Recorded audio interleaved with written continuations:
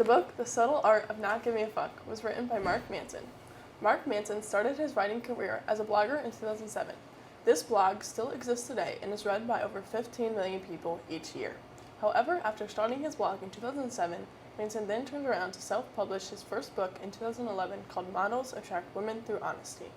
He has since written 3 more books, became a 3-time New York Times best-selling author, and been published or featured in over 50 of the biggest newspapers, magazines, and television or radio shows in the world.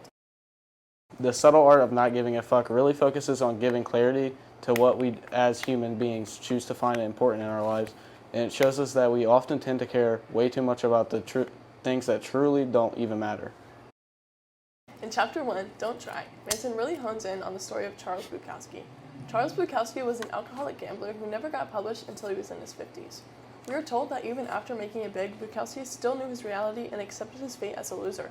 He was so self-accepting of himself that he didn't care what anyone else thought of him. Unlike Bukowski, humans tend to focus on and obsess over these completely unrealistic expectations of health, wealth, and physical presentation. However, as Bukowski shows us, that's not anything that truly matters, and true happiness really comes from only caring about essential matters.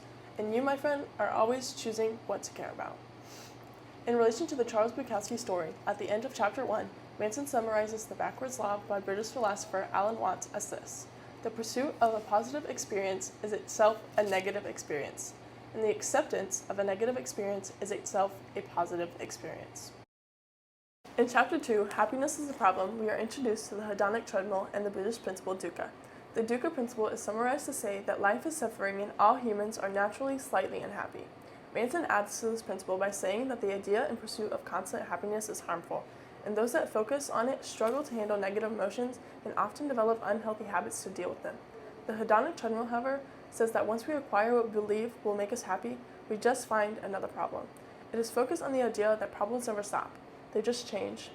Manson ties this idea into the dukkha principle by saying humans need to face the fact that facing these negative emotions and realities is a daily struggle for all, and it's what truly makes us human. He says humans should aim to solve problems rather than avoid them.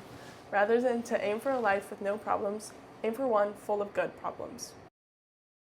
Chapter 3, You Are Not Special, focuses on the forms of entitlement and how they are just a setback from gaining true happiness.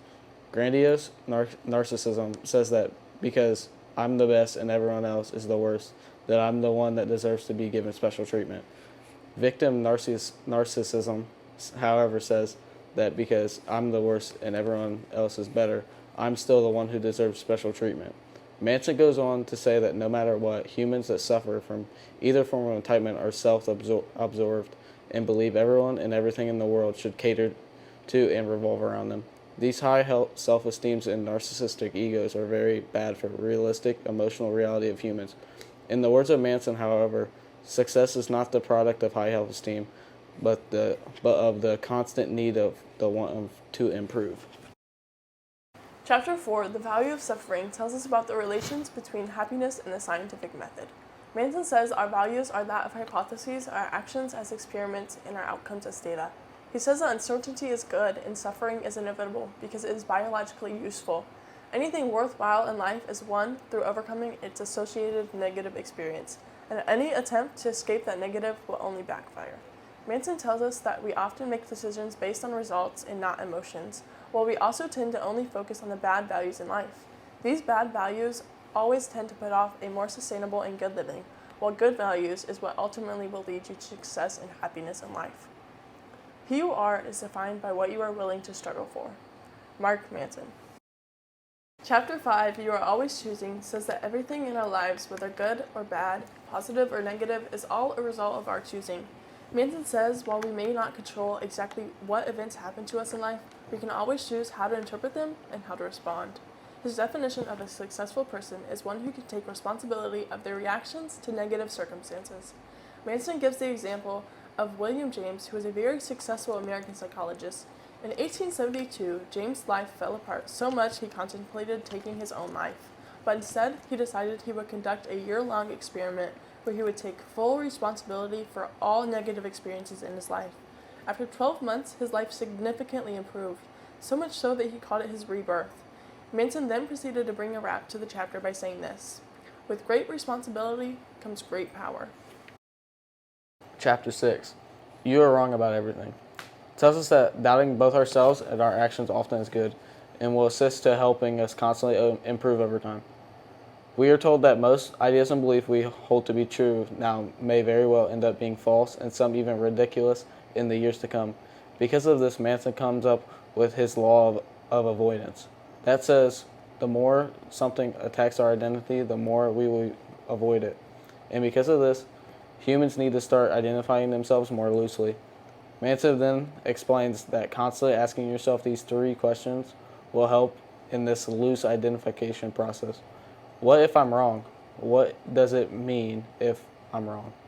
And would me being wrong create a better or worse problem than the current one for both myself and others? In Chapter 7, Failure is the Way Forward, we are given a look at how failure truly is important.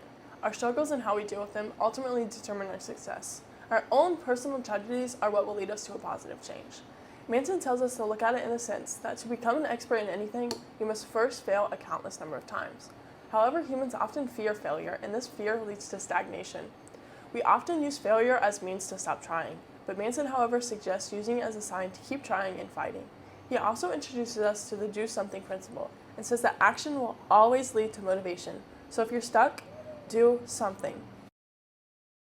In summary, Chapter 8, the importance of saying no, says that you only live once and you only get a limited number of cares to give, so choose them wisely. Only pick the truly important things in life to care about and reject any alternative to them. In this chapter, Manson says that in order to truly enjoy or stand for something, you must first reject its alternative.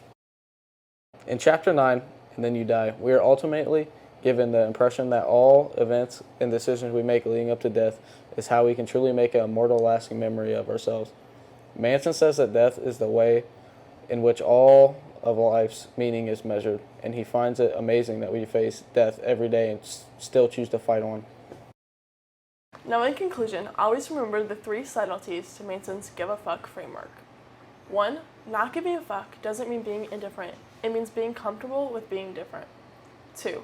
To not give a fuck about adversity, you must first give a fuck about something more important. And 3. You are always choosing what to give a fuck about.